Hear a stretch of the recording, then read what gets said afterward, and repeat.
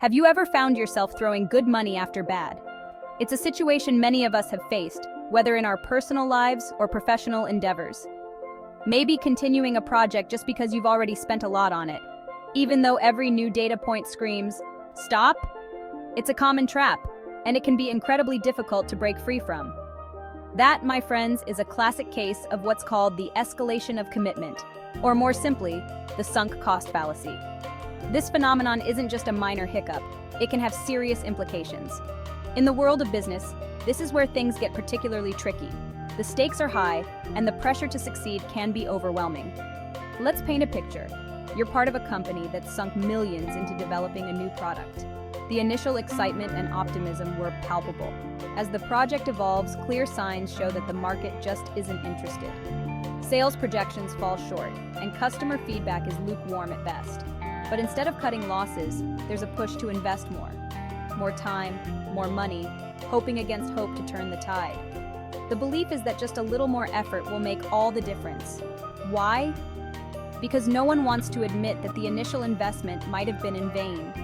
Admitting failure is hard, and the fear of being judged or criticized can cloud our judgment. This isn't just about money, it's about human psychology. Our minds are wired to avoid loss and seek validation for our past decisions. It's about our deeply ingrained desire to avoid loss and failure, to make our past decisions seem worthwhile. This psychological bias can be incredibly powerful and difficult to overcome. This reluctance can lead companies, and indeed individuals, into even deeper waters, often exacerbating the failure instead of mitigating it. The more we invest, the harder it becomes to let go. But how do we override this instinct? First, by recognizing it.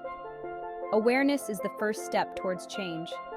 Understanding the sunk cost fallacy is the first step to overcoming it. Once we acknowledge this bias, we can start to make more rational decisions. Then, it's about fostering a culture, whether in business or personal life, that values adaptive decision-making over pride or fear of loss. Encouraging open dialogue and critical thinking can help break the cycle.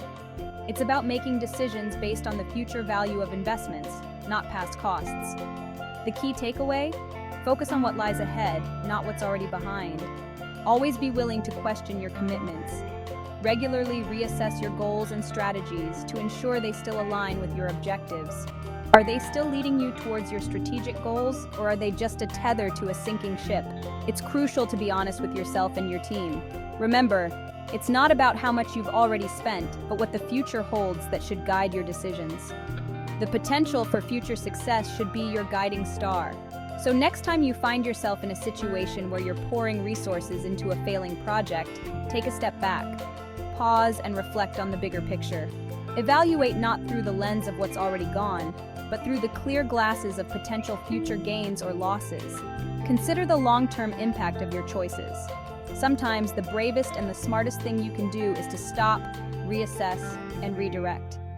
Embrace the possibility of change and the opportunities it can bring.